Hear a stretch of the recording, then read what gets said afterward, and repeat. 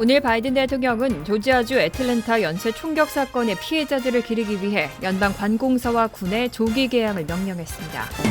총격 사건 용의자인 로버트 에런 롱은 경찰에 자신이 성중독증에 빠졌고 이 때문에 범행을 저질렀다고 진술했습니다. 일부 주에서는 한동안 감소세를 보이던 하루 코로나19 신규 확진자가 다시 증가세로 돌아섰습니다. 65세 이상 고령층은 한번 코로나19에 감염됐다가 회복한 이후에도 재감염률이 높다는 연구 결과가 나왔습니다. 한국 법무부가 선천적 복수국적자에 대한 국적 유보제 도입에 검토를 시작했습니다. 이상은 이 시각 주요 뉴스입니다. 시청자 여러분 안녕하십니까? KBN 뉴스입니다. 오늘 오후 4시 기준 미 전역의 코로나19 누적 확진자는 어제보다 5만 8,480명 늘어난 2,965만 1,206명, 사망자는 1,177명이 늘어 53만 8,799명입니다. 이 가운데 뉴욕의 확진자는 6,582명이 늘어 176만 1,775명, 사망자는 61명이 늘어 4만 9,171명, 뉴저지의 확진자는 4,329명이 늘어나 84만 8,727명, 사망자는 79명이 늘어 2만 4,045명입니다. 한편 커네티컷의 확진자는 1,156명이 늘어 29만 5,484명, 사망자는 15명이 늘어 7,822명으로 집계됐습니다. 첫 번째 소식입니다. 바이든 대통령이 오늘 한인 4명 등 8명이 숨진 조지아주 애틀랜타 연쇄 총격 사건의 피해자들을 기리기 위해서 연방 관공서와 군에 조기 개항을 명령했습니다. 조기 개항은 다음 주 22일 월요일까지 미 전역에서 적용됩니다. 바이든 대통령은 오늘 포고문을 발표하고 애틀랜타 대도시권 지역에서 저질러진 무분별한 폭력 행위의 희생자들에 대한 존중의 표시로 조기 개항을 명령한다고 말했습니다. 조기 개항은 다음 주 월요일인 오는 22일 일몰때까지 미 전역과 영토에서 적용됩니다. 백악관과 모든 공공건물 및 부지, 군 초소와 기지, 군사시설을 비롯해 해외의 미 대사관과 공사관, 영사관 및 해군 함정, 기타 시설 등이 대상입니다. 한편 바이든 대통령은 카멀라 해리스 부통령과 함께 19일 애틀랜타를 방문하고 아시아계 지도자와 회의를 개최할 예정인 것으로 알려졌습니다. 이번 방문은 신종 코로나 바이러스 감염증 경기부양 예산안이 의회에서 처리된 뒤 전염병 대유행에 대한 극복 의지와 성과를 홍보하기 위해 미리 잡혔던 일정이었습니다. 하지만 애틀랜타 총격 사건이 발생하자 간담회 일정이 긴급히 마련됐습니다. 한편 총격 사건 용의자인 로버트 에런 롱의 범행 동기를 둘러싸고 논란이 이어지고 있습니다. 용의자는 경찰에 자신이 성중독증에 빠졌고 이 때문에 범행을 저질렀다고 진술했는데요. 희생자 대다수가 아시안이라는 점에서 증오범죄를 저질렀다는 해석에 힘이 실리고 있습니다. 수사당국은 어제 애틀랜타 연쇄 총격 용의자 로버트 에런 롱을 8건의 살인과 1건의 중상해 혐의로 기소했습니다. 범행 동기 등에 관해선 연방수사국도 투입돼 현지 경찰과 공조수사가 진행되고 있습니다. 한편 애틀랜타 경찰은 사건 발생 당일 롱의 진술 내용을 공개했는데 롱은 자신이 성중독 등 문제를 갖고 있다며 인종적 동기는 아니었다고 진술한 것으로 전해졌습니다. 스파와 마사지 샵들이 자신을 성적으로 유혹한다고 여기고 이를 제거하려 했다는 주장입니다. 실제로 롱이 과거 성중독 치료를 받았고 성행위로 인해 마사지 가게에 갔다고 말했다는 보도도 나왔습니다. 경찰은 아직 구체적인 범행 동기를 규정하기엔 이르다는 입장입니다. 하지만 희생자 대다수가 아시안이라는 점을 볼 때 롱이 인종적 편견을 토대로 범행을 저지른 게 명백하다는 의견이 커지고 있는 실정입니다. 스파 2곳에서 숨진 한인 여성 4명을 포함해 피해자 8명 가운데 6명이 아시안이기 때문입니다. 롱이 타겟으로 삼은 마사지샵과 스파는 아시아계가 많이 종사하는 업종이라는 점도 인종 혐오 의혹에 무게를 싣고 있습니다. 이런 가운데 참사가 발생한 지 만 하루가 지나기도 전에 용의자의 진술을 여과 없이 공개한 경찰에 대한 비판도 쇄도하고 있습니다. 그의 성중독 주장을 그대로 발표해 인종 혐오라는 사건의 본질을 가리는 데 일조했다는 지적입니다. 애틀랜타 현지 경찰은 사건 다음 날 브리핑에서 용의자의 성중독 가능성을 언급하며 덤덤한 말투로 그에게는 사건 당일이 정말 나쁜 날이었다는 식으로 말했습니다. 이에 대해 경찰이 용의자에게 온정적이라며 혹은 두둔하는 게 아니냐는 여론의 질타가 이어지고 있습니다. 애틀랜타 총격 사건을 수사하는 체로키 카운티 보안관실의 제이 베이커 대변인은 17일 브리핑에서 용의자 로버트 에런 롱에 관해 그는 완전히 지쳤고 일종의 막다른 지경에 있다며 어제는 그에게 정말 나쁜 날이었다고 말했습니다. 아시아계 여성들을 상대로 무차별적으로 총을 난사한 용의자 롱이 겪은 하루가 나쁜 날이었다고 경찰이 덤덤하게 말하는 동영상은 온라인을 통해 급속히 확산됐습니다. 그가 말한 나쁜 날은 아이가 말썽을 피웠을 때 내뱉는 질책과 같은 어감이 있어 강력 사건을 수사하는 경찰이 범인에게 온정적이거나 범행을 두둔하는 게 아니냐는 논란이 뒤따르면서 아시아계 이민자 사회에 집중적인 분노를 사고 있습니다. 또 베이커 대변인이 과거 코로나19 사태와 관련해 중국을 비난하는 내용을 담은 티셔츠 이미지를 자신의 소셜미디어에 올렸다는 의혹도 제기됐습니다. AP통신과 버즈피드에 따르면 베이커 대변인과 관련된 것으로 보이는 페이스북 페이지는 최근까지 인종차별 표현이 쓰인 티셔츠를 판촉하는 내용의 사진을 공유했습니다. 이 셔츠에는 차이나로부터 수입된 바이러스라는 글이 새겨졌고 맥주 브랜드 코로나를 연상하게 하는 디자인의 COVID-19 문구가 인쇄됐습니다. 베이커는 지난해 4월 게시물을 올렸지만 해당 페이스북 계정은 17일 밤 갑자기 삭제됐습니다. AP통신은 베이커로부터 해명을 듣기 위해 접촉을 시도했지만 실패했다고 전했습니다. 17일 한국계 연방 하원 의원들은 애틀랜타 총격 사건과 관련해 경찰의 초동 수사 결과를 비판했습니다. 또 성중독과 같은 변명을 멈추라면서 이번 사건을 증오범죄로 다룰 것을 촉구했습니다. 17일 한국계 연방 하원 의원들은 총격 사건을 수사 중인 애틀랜타 경찰이 용의자의 성중독 가능성을 언급하며 증오범죄인지 판단하기에는 이르다고 한 것에 대해 초동 수사 결과를 비판했습니다. 멜린 스트릭랜드 하원 의원은 이날 의회 발언을 통해 애틀랜타에서 발생한 비극적인 총격 사건으로 8명이 사망했고 이 중 6명은 아시안 여성이라며 이것은 총기 폭력이고 여성에 대한 폭력이라고 목소리를 높였습니다. 스트릭랜드 의원은 우리는 인종적 동기로 아시아 태평양계에 대한 폭력이 급증하는 것을 목격하고 있다며 이 사건의 동기를 경제적 불안이나 성중독으로 변명하거나 다시 이름을 붙이는 것을 멈춰야 한다고 비판했습니다. 이어 범행 당시 용의자가 모든 아시아인을 죽이겠다고 말했다는 목격자 진술을 보도한 현지 한인 언론 매체를 인용하면서 이번 사건은 증오범죄였다고 강조했습니다. 태미 김 캘리포니아주 얼바인 시의원도 트위터를 통해 용의자는 아시아 여성들에게 집착해 그들을 쐈다며 증오범죄로 취급해야 한다고 강조했습니다. 미셸 박스틸 하원 의원 역시 아시아계 미국인에 대한 증오범죄는 중단돼야 한다고 촉구했습니다. 또 앤디 김 의원은 희생자 가운데 한 명을 제외하면 모두 여성이었다는 점에 주목할 필요가 있다고 전했습니다. 이와 함께 한국계 의원들은 아시아 태평양 공동체에 대한 연대를 강조하면서 희생자들을 한 목소리로 애도했습니다. 이번 총격 사건으로 한인 여성 4명을 포함해 8명이 목숨을 잃었습니다. 17일 미 전역 곳곳에서는 희생자들을 추모하는 행사가 이어졌습니다. 참석자들은 한 목소리로 아시안 혐오를 멈춰달라고 촉구했습니다. 17일 밤 워싱턴 DC와 뉴욕시, 애리조나주 피닉스와 펜실베니아주 필라델피아 등지에서는 각각 추모객들이 거리로 몰려나와 희생자들을 추모했습니다. 이들은 전날 애틀랜타 근교에서 연쇄 총격으로 숨진 희생자들을 애도하고 아시아계를 겨냥한 인종차별 범죄를 규탄했습니다. 추모객들은 각지에서 촛불을 켜고 희생자들에게 애도를 표했고 아시아인 목숨도 소중하다 등이 적힌 팻말을 들었습니다.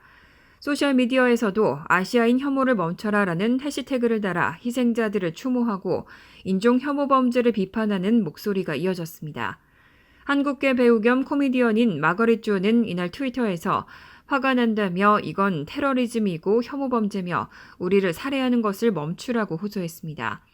미국 프로농구를 대표하는 선수 르브론 제임스도 전날 트위터에서 모든 아시아인 공동체와 유가족에게 애도를 표한다면서 정말 무분별하고 비극적이었다고 전했습니다. 미국 전체적으로는 하루 코로나19 신규 감염자 수가 여전히 감소세를 이어가고 있습니다. 그런데 일부 주에서는 한동안 감소세를 보이던 신규 환자가 다시 증가세로 돌아섰습니다. 이번 주 들어 14개 주에서 하루 신규 코로나19 확진자 수가 그 전주보다 10% 이상 증가한 것으로 나타났습니다. 이 중 절반인 7곳은 증가율이 20%를 넘었습니다. 특히 미시간주의 증가율은 50%를 넘기며 가장 가파른 증가세를 보였습니다. 델라웨어주가 39%, 몬태나주 34%, 엘라베마주 31%, 웨스트 버지니아주 29%가 차례로 뒤를 이었습니다. 이 밖에 하와이와 미시시피, 메인, 네바다, 커네티컷, 메릴랜드주 등이 포함됐습니다.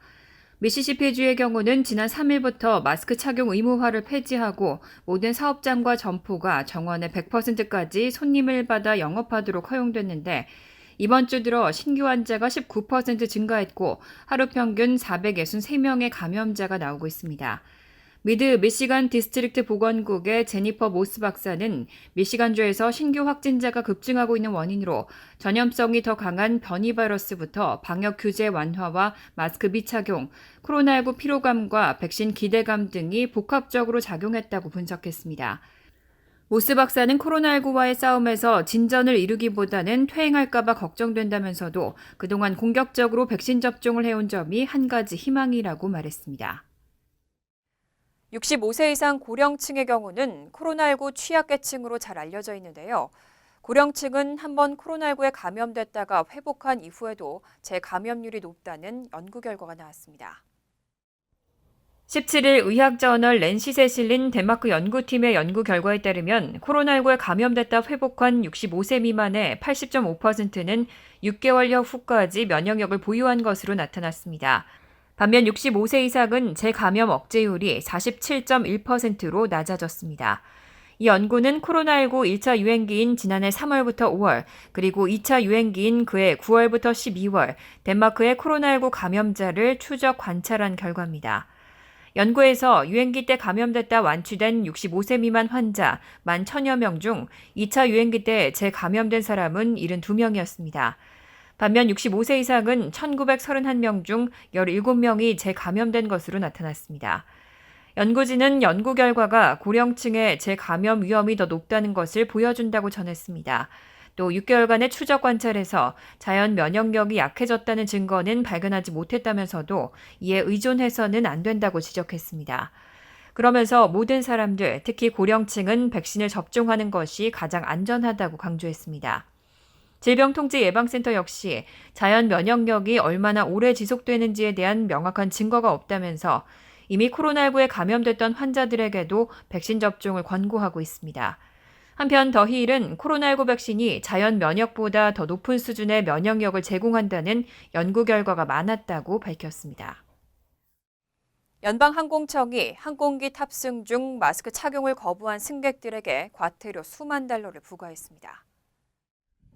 17일 연방항공청은 지난해 말 기내에서 마스크를 쓰라는 승무원의 지시를 따르지 않은 승객 2명에게 각각 수만 달러의 과태료를 통지했다고 밝혔습니다. 이 중 한 여성은 지난해 12월 27일 보스턴에서 푸에르토리코로 향하는 젯블루 항공기에서 마스크를 쓰고 안전벨트를 매라는 승무원의 지시를 위반한 혐의입니다. 그는 승무원 한 명을 수차례 밀치며 외설적인 말을 내뱉었고 해고하겠다고 협박한 것으로 알려졌습니다.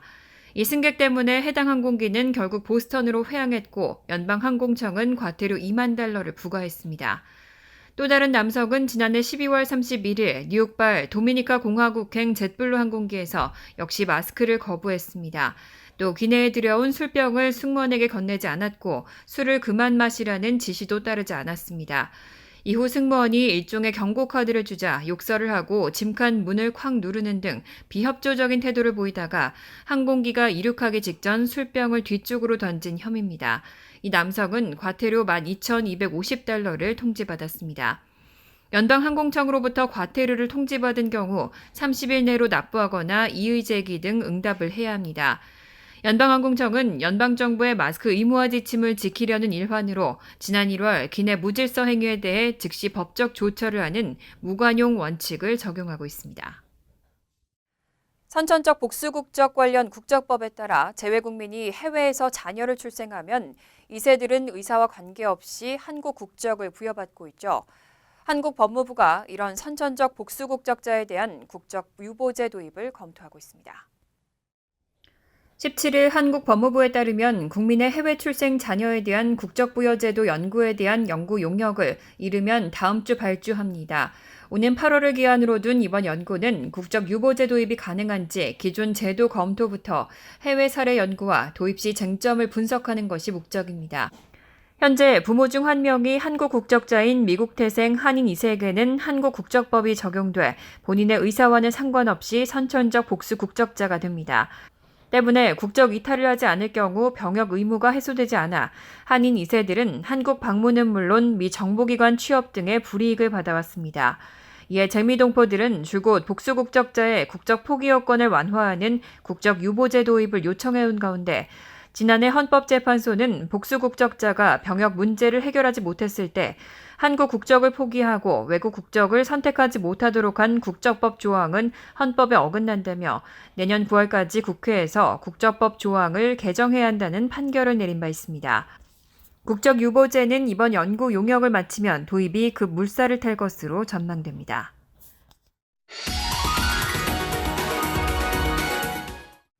이어서 LA 지역 한인사회 소식입니다.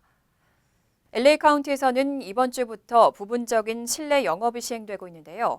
다음 달부터는 오렌지 단계로 진입하고 제한이 더 풀릴 것이라는 전망이 나왔습니다. 바바라 페러 LA 카운티 보건국장은 성명을 통해 만약 환자 수가 계속 감소한다면 4월부터 경제가 추가 완화된 오렌지 단계로 진입할 수 있을 것이라고 밝혔습니다. 캘리포니아주의 경제 재개방 가이드라인에 따르면 레드 단계에서 오렌지 단계로 이동하기 위해서는 인구 10만 명당 일일 확진자 수가 3.9명, 확진율은 5% 미만을 유지해야 합니다. 3단계인 오렌지 단계로 진입하게 되면 식당을 비롯한 모든 리테일, 교회 등의 수용 규모는 50% 내에서 실내 영업이 가능하게 됩니다. 현재 캘리포니아주에서 플럼마스, 시에라, 마리포사, 샌마테오 등 4개 카운티가 오렌지 단계에 있으며 알파인 카운티만 안정 단계인 옐로우 상태입니다. 코로나19 확산으로 1년여 동안 문을 닫았던 캘리포니아주의 디즈니랜드가 다음 달 30일부터 다시 개장합니다. 다만 수용 인원은 15% 이내, 타주 방문객은 입장이 제한됩니다.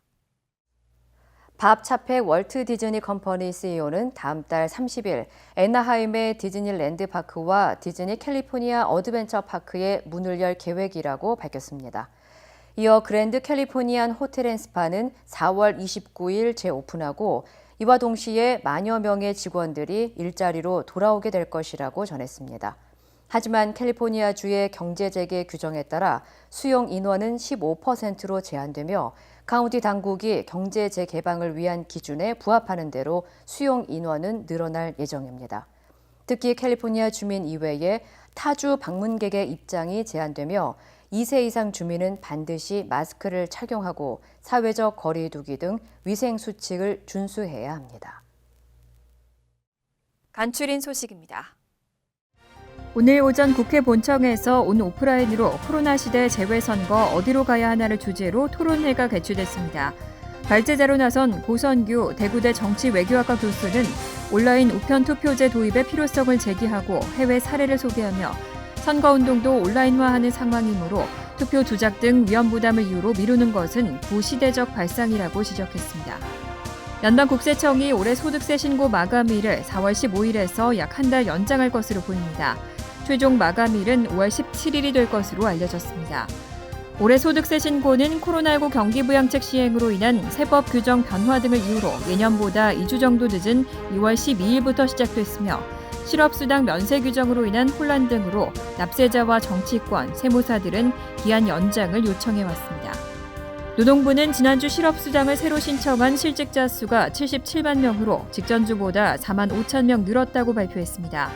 2만 명 정도의 감소를 예상하던 로이터 통신의 전문가 사전 예측과 큰 차이가 났고 직전주에는 2만 9천 명에 이어 감소세가 지속될 것이라는 예상을 빗나갔습니다.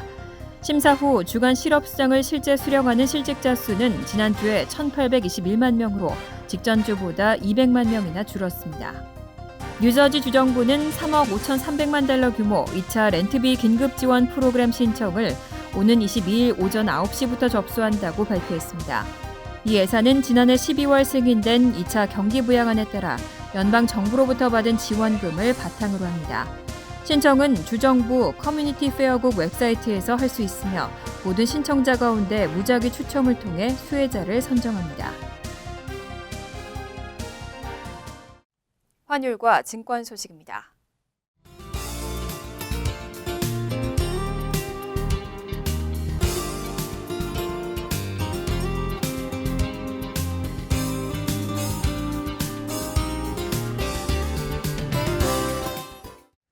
이어서 날씨입니다. 금요일은 대체로 구름이 많겠습니다. 낮 최고 기온은 43도, 섭씨 6도, 밤 최저 기온은 31도, 섭씨 영하 1도로 예상됩니다. 토요일은 화창하겠습니다. 일요일도 화창하겠습니다. 이상으로 KBN 뉴스를 마칩니다. KBN과 함께 즐거운 저녁 되시기 바랍니다.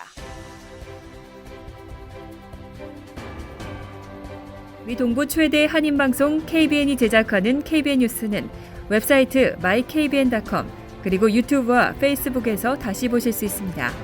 좋아요, 구독, 알림 설정은 뉴스 제작에 큰 도움이 됩니다.